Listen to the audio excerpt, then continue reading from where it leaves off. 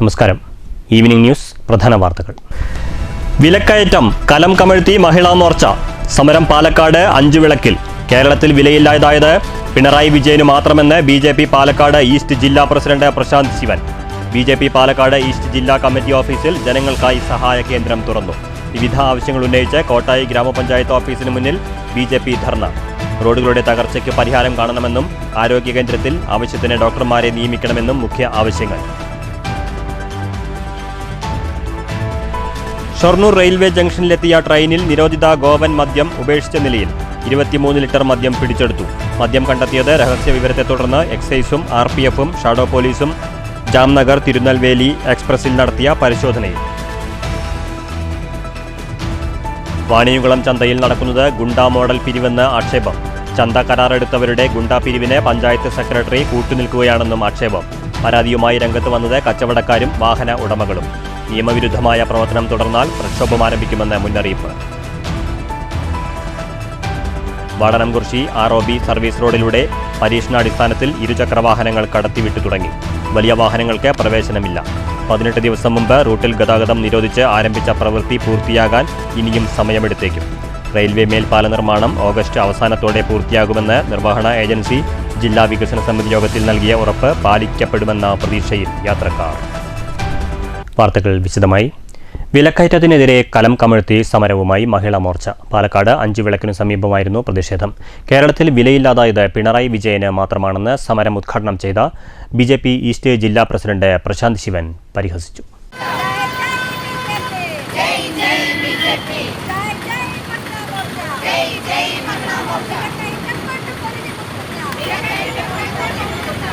അടുക്കളയെ ശത്രുവാക്കി മാറ്റിയതാണ് ഇടതു സർക്കാരിന്റെ നേട്ടമെന്നും പ്രശാന്ത് ശിവൻ പറഞ്ഞു.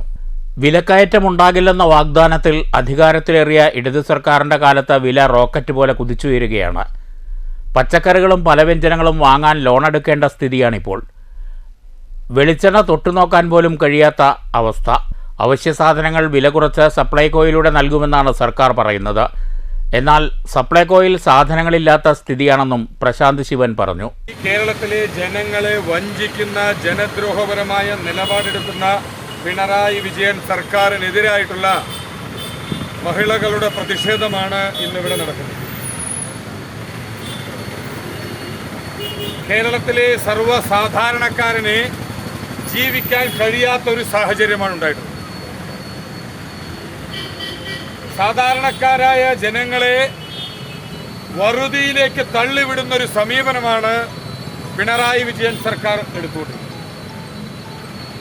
കേരളത്തിലെ നിത്യോപയോഗ സാധനങ്ങളുടെ മുഴുവൻ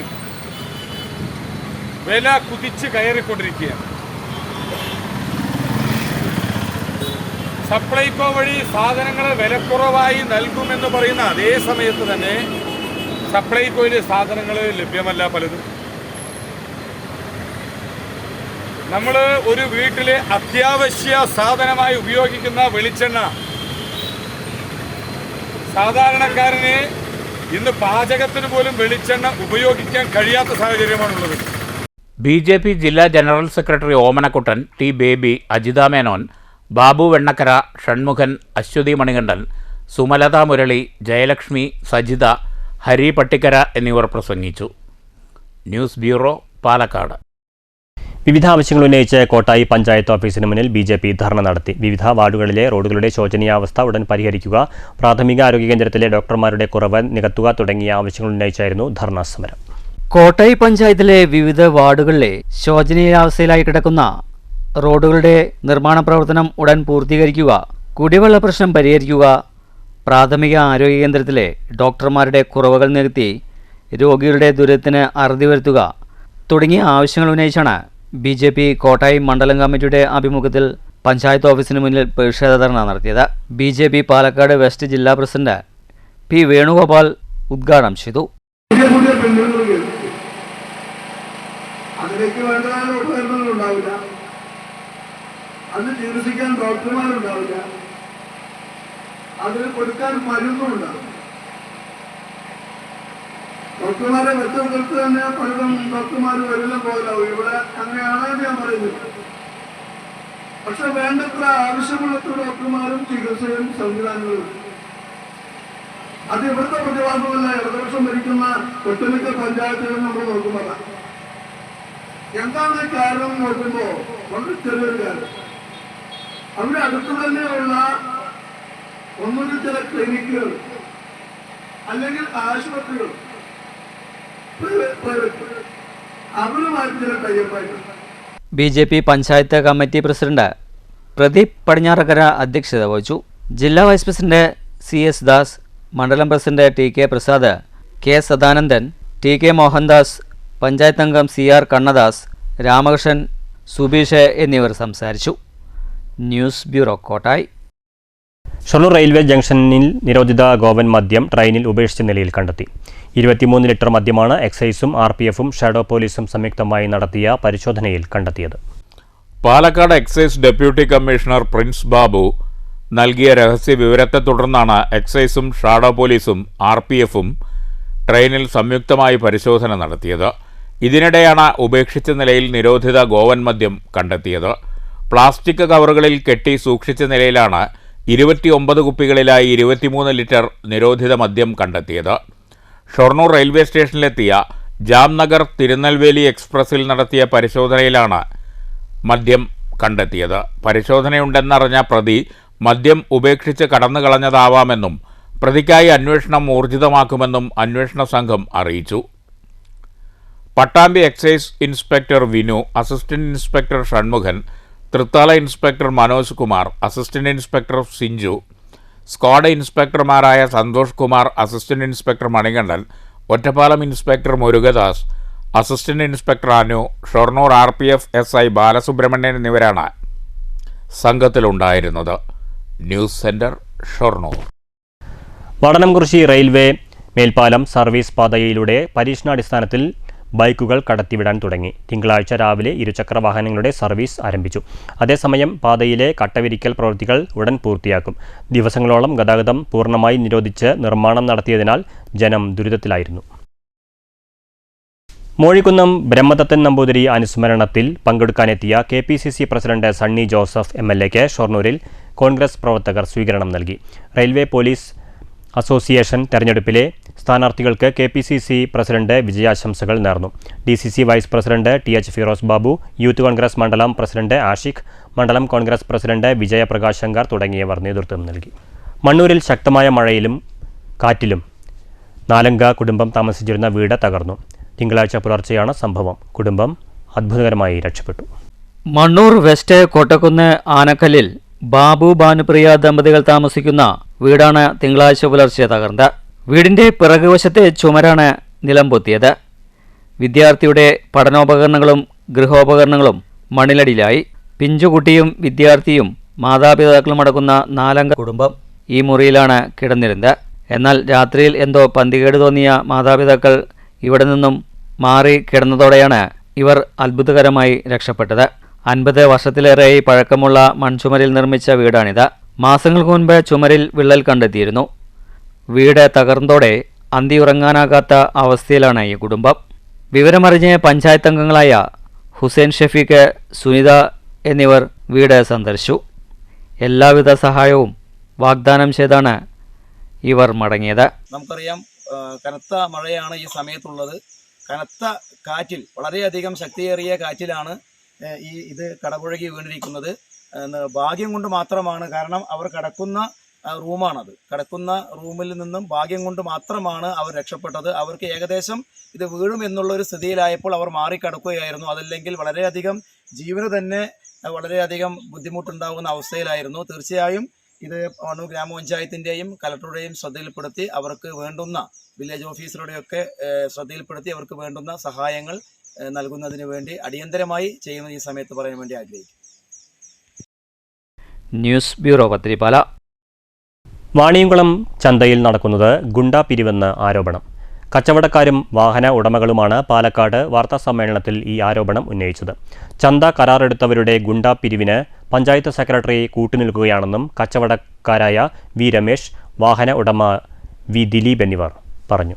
വാണിയംകുളം സ്വദേശിയാണ് ചന്ത കരാറെടുത്തിരിക്കുന്നത്. കേരളത്തിലെ പ്രധാന വാണിജ്യ വിപണന കേന്ദ്രമായ വാണിയംകുളം ചന്തയെ തകർക്കും വിധമാണ് ഇപ്പോൾ പ്രവർത്തനമെന്ന് ഇരുവരും വാർത്താസമ്മേളനത്തിൽ ആരോപിച്ചു. ചെമ്മരിയാട് 3 രൂപ, പന്നി, കഴുത 3 രൂപ, പശു, എരുമ, കന്ന് 6 രൂപ എന്നിങ്ങനെ കരാർ പ്രകാരം ഈടാക്കുന്നതിന് പകരം ഇരട്ടിയിലധികം തുകയാണ് ഈടാക്കുന്നത്. വാഹനങ്ങളിൽ നിന്ന് പക്ഷിമൃഗാദികളെയും മറ്റ് വസ്തുക്കളെയും കയറ്റി ഇറക്കുന്നതിനും വാഹനങ്ങൾക്കും ഭീമമായ തുകയാണ് ഭീഷണിപ്പെടുത്തി പിരിച്ചെടുക്കുന്നതെന്നും ഇവർ ആരോപിച്ചു. ലോറിക്ക് 500, ഐച്ചർ 400, ടെമ്പോ 300 എന്നിങ്ങനെയാണ് കരാർ ലംഘിച്ച് പിരിച്ചെടുക്കുന്നത്. ചന്തയിലെ പിരിവ് സംബന്ധിച്ച് വിവരങ്ങൾ പ്രദർശിപ്പിക്കണമെന്ന പഞ്ചായത്ത് രാജ് നിയമവും ലംഘിക്കപ്പെടുകയാണ്. ഇതിനെതിരെ നടപടിയെടുക്കേണ്ട പഞ്ചായത്ത് സെക്രട്ടറി കരാറുകാരൻ്റെ അതിക്രമത്തിന് കൂട്ടുനിൽക്കുകയാണെന്ന് ഇവർ കുറ്റപ്പെടുത്തി. നിയമവിരുദ്ധമായി ചന്ത പ്രവർത്തിച്ചാൽ കച്ചവടക്കാരും വാഹന ഉടമകളും സംയുക്തമായി പ്രക്ഷോഭം നടത്തുമെന്നും ഇരുവരും പറഞ്ഞു. സായി എന്ന് പറഞ്ഞ ഒരു വ്യക്തിക്കാണ് ടെൻഡർ കിട്ടിയിരിക്കുന്നത്. ഈ വ്യക്തി പഞ്ചായത്ത് പറഞ്ഞ ഫീസല്ല കിട്ടിയത്. പഞ്ചായത്ത് സെക്രട്ടറി കൊടുത്ത പേപ്പറാണ്, വിവരാവകാശ കമ്മീഷൻ പ്രകാരം കൊടുത്ത പേപ്പറാണ്. 6 രൂപ 3 രൂപ അതിൻ്റെ നിരക്ക്. കന്നുകാലിക്ക് 6 രൂപ, ആടിന് 3 രൂപ, കോഴിക്ക് 1 രൂപ 50 പൈസ. ബഹുമാനപ്പെട്ട ഹൈക്കോടതി കഴിഞ്ഞ മാസം 24-ാം തീയതി ബഹുമാനപ്പെട്ട ഹൈക്കോടതി, കേരള ഹൈക്കോടതി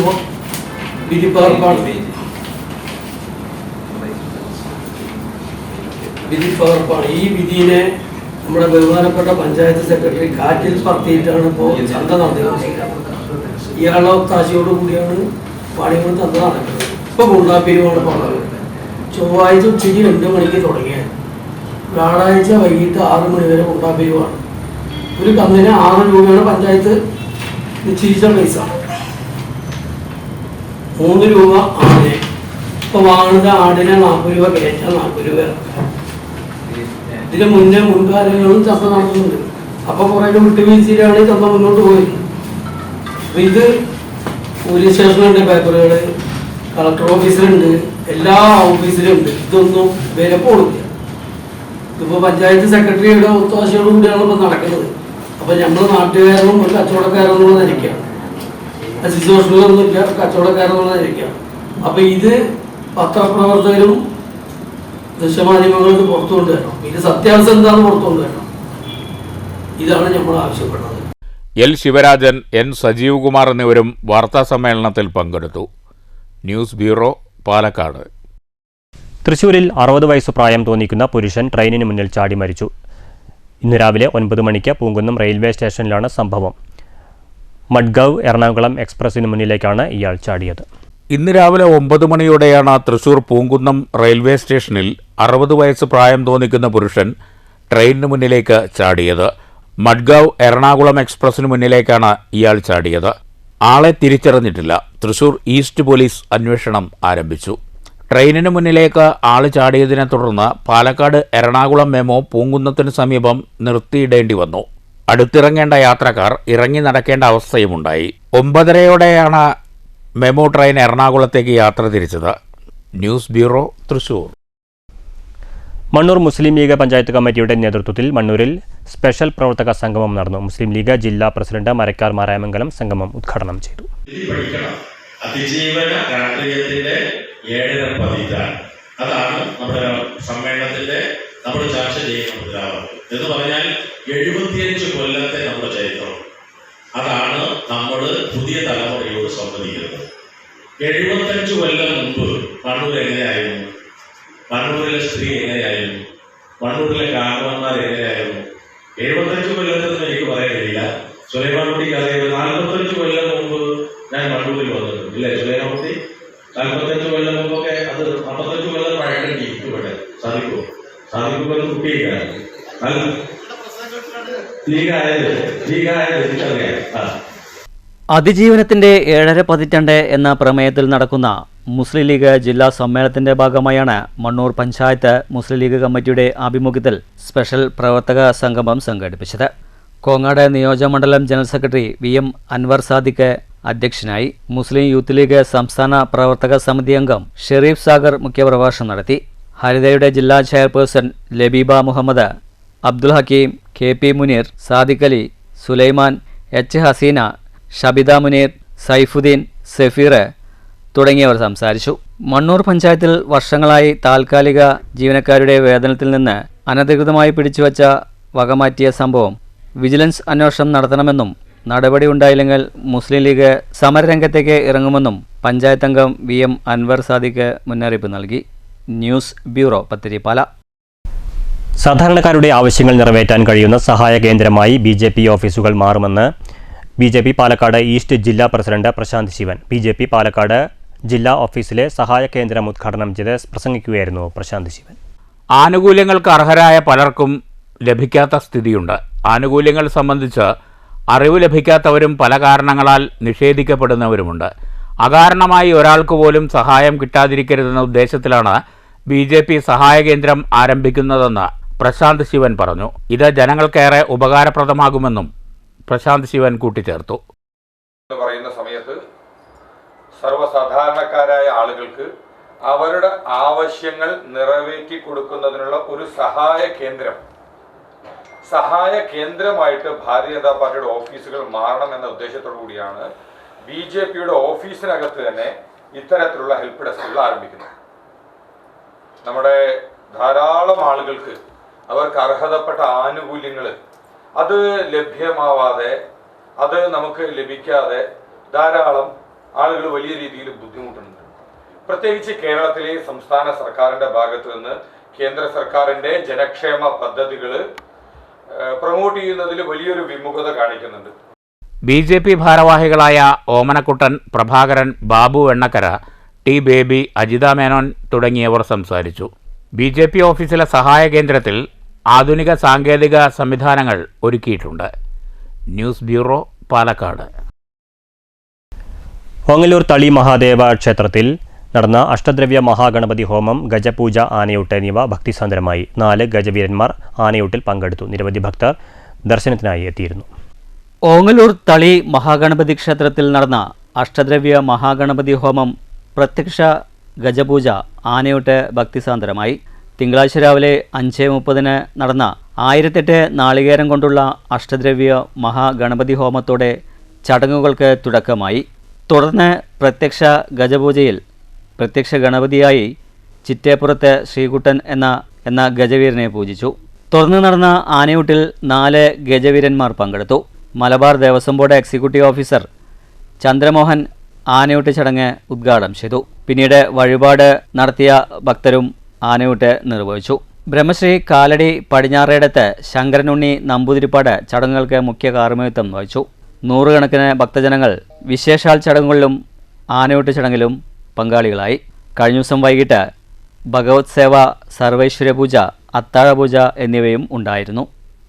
ന്യൂസ് സെന്റർ, ഷൊർണൂർ.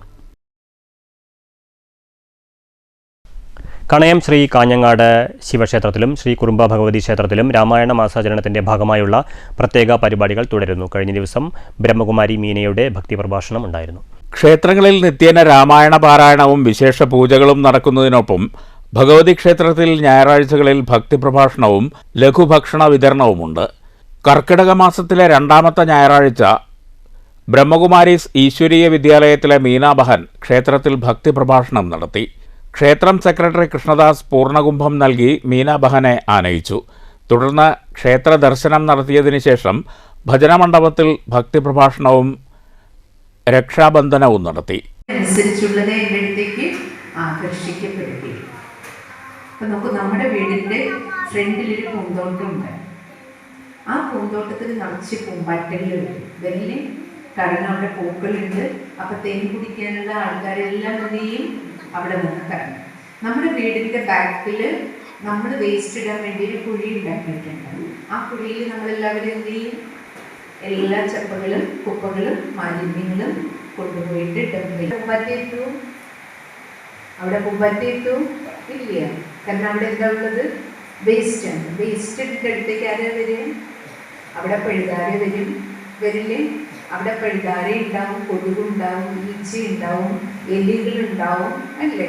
എല്ലാം ഇഴജന്തുക്കൾ പലതും വരും. കാരണം എന്താ? അവർക്ക് വേണ്ട സാധനം ഇവിടെ കിട്ടും. ആ കുഴിയിൽ നിന്ന്, വേസ്റ്റ് കുഴിയിൽ നിന്ന് കിട്ടും. കാരണം വേസ്റ്റ് എടുക്കാനുള്ളവർ അങ്ങോട്ട് ആകർഷിക്കപ്പെടണം. തേനെടുക്കാനുള്ളവരിൻ്റെയും പൂന്തോട്ടത്തിലേക്ക് ആകർഷിക്കും. ഇത് നിയമമാണ്. നമ്മൾ പോയി വിളിച്ചിട്ടാണ് കൊതുക് വരുന്നത്, നമ്മൾ പോയി വിളിച്ചിട്ടാണ് എലി വരുന്നത്, അല്ല നമ്മൾ പോയി വിളിച്ചിട്ടാണ് വണ്ട് വരുന്നത്, നമ്മൾ പോയി വിളിച്ചിട്ടാണ് ബട്ടർഫ്ലൈ വരുന്നത്, അല്ല. ഇതിനെയാണ് എന്താ പറയുക? ആകർഷണ നിയമം.